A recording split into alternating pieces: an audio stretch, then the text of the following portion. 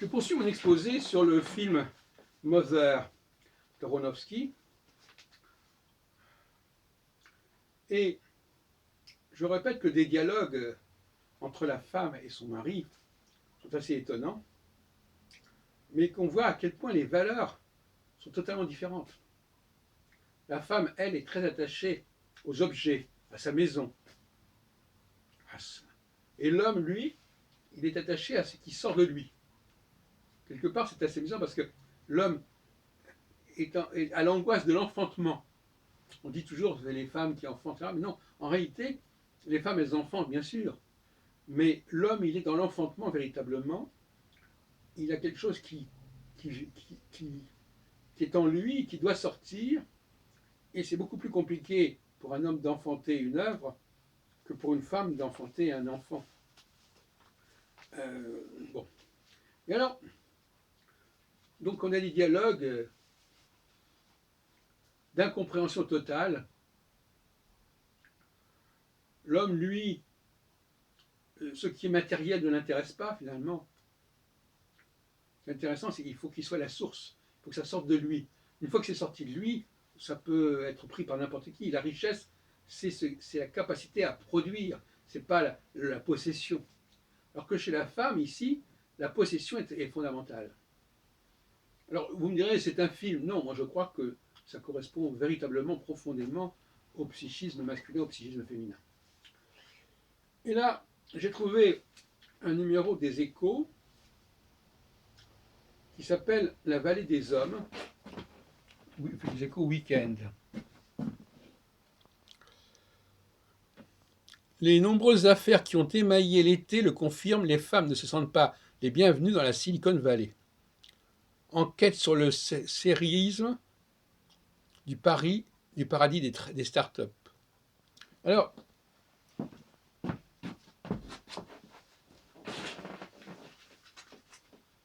il apparaît, justement, et ça c'est le scandale, soi-disant, que dans la Silicon Valley, les femmes ne sont pas bien représentées, ne sont pas bien traitées. Nous sommes donc aux États-Unis. 16%, c'est la proportion des femmes dans les effectifs tech de Facebook. Elle est de 17% chez Microsoft, 22% chez Intel et 22% chez Apple. Seuls 7% des fondateurs de start-up sont des femmes et elles lèvent 40 fois moins que les hommes. Donc, il y a là une cause. Vous savez, j'étais hier à un séminaire qui s'appelait le Club Science, organisé par l'Église de l'Unification. Et on ne parlait que des hommes. C'était un débat sur le temps, sur la physique, le temps. Pas un nom de femme n'est apparu dans la discussion. Donc, si vous voulez, certains disent « Ah oui, mais c'est dans le domaine de la science ». Mais non, dans le domaine des arts, dans le domaine artistique, dans le domaine de la poésie, comme j'en parlais l'autre jour, c'est exactement la même chose. Les femmes ne sont pas présentes en haut de l'échelle. C'est aussi simple que ça. C'est pas compliqué à comprendre. Alors bien sûr, comme je disais tout à l'heure, dans une autre vidéo, le langage, le fait de manger ensemble, le fait de parler ensemble, donne l'impression qu'on est égaux parce qu'on mange de la même manière, on mange les mêmes choses, et on parle de la même manière, on a le même langage pour les hommes et pour les femmes. J'ai montré à quel point d'ailleurs c'était un peu faux dans pas mal d'autres langues, etc. Mais c'est vrai qu'en français, quand je dis ma maison, le moi masculin n'apparaît pas dans ma maison. Alors qu'il apparaît en hébreu, dans ta maison en tout cas, et en anglais, dans sa maison. Donc il y a des choses qui ne vont pas. Il y a des illusions qui sont faites. Le langage génère des illusions, et le fait de manger ensemble génère des illusions. J'ai souvent d'ailleurs noté que dans bien des cas, il y avait des ruptures qui se produisaient lors de repas. Parce que justement, ça crée un décalage. D'un côté, on mange ensemble, et parfois on mange la même chose. l'autre côté, il y a un sentiment qu'on n'est pas du tout pareil, et donc ça crée une sorte de tension. Il serait souhaitable que le cinéma du XXIe siècle ne renonce pas et ne soit pas dans le déni de la différence. Parce qu'au contraire, c'est justement parce qu'il serait complètement décalé par rapport à la réalité. La réalité, c'est qu'il y a des tensions entre les hommes et les femmes, des valeurs complètement incompatibles, qui créent du drame. Et ce drame, justement, il est intéressant, ce drame.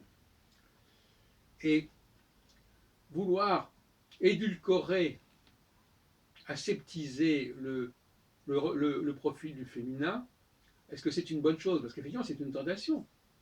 Les féministes, tout simplement, ils n'ont qu'à représenter les femmes au cinéma d'une certaine manière et le tour est joué. À ce moment-là, évidemment, voilà, c'est prouvé. Donc finalement, ils n'ont pas joué complètement cette carte, mais ils l'ont joué en édulcorant, en rabotant plus ou moins le profil des femmes, elles deviennent insignifiantes. Eh bien, je peux vous assurer que dans le film d'Aronofsky, Mother, le personnage féminin n'est pas du tout insignifiant. Que dans le film Faute d'amour, le film russe qui vient de sortir, le personnage féminin n'est pas du tout insignifiant. Parfois, il faut reconnaître qu'elles sont montrées de manière assez monstrueuse, mais ce n'est pas le problème. Ce qui est important, c'est qu'elles soient montrées dans leur vérité, quelque part. Et que, bon, le cinéma devient complètement inodore et sans saveur si on fait cela autrement. Là, ça n'a pas d'intérêt de montrer une femme qui n'a pas de réaction, qui n'a pas d'affirmation d'elle-même, qui ne se montre pas sous des jours sur ses aspérités. Les aspérités des femmes, on ne les montre plus au cinéma. Elles sont évacuées. J'ai déjà signalé que dans certains films, on voit bien que les femmes, parfois, elles jouent le rôle, c'est celle par laquelle le scandale arrive. Elles disent des choses, elles répètent des choses qu'elles n'auraient pas dû répéter. C'est un rôle absolument récurrent chez les femmes qui se retrouve dans toute l'histoire du cinéma.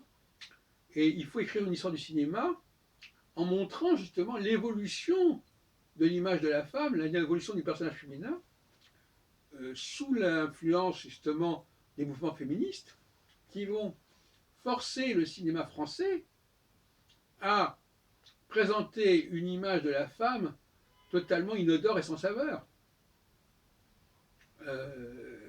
avec des rôles de plus en plus insignifiants. Alors, les Américains, avec Aronofsky, montrent bien que ce n'est plus le cas. Nous avons des personnages comme dans la tragédie, comme Médée, etc. Il y a des tas de cas de femmes monstrueuses, mais qui ont de la puissance, comme dans Lady Macbeth aussi. Les femmes ont un rôle parfois assez négatif, il faut le reconnaître. C'est vrai aussi dans l'opéra. Elles ont un rôle négatif, elles ont un rôle de fatalité, mais au moins elles existent. Alors qu'aujourd'hui, elles sont quasiment transparentes dans le domaine de la représentation cinématographique qui est de plus en plus décalée par rapport à la réalité, parce que la réalité, elle reste ce qu'elle est, la réalité. Le cinéma est dans le déni de réalité, le cinéma français aujourd'hui, y compris chez les cinéastes féminins d'ailleurs. Quoique chez les cinéastes féminins, il semble qu'il y ait un peu plus de vérité quelque part dans le rapport au féminin.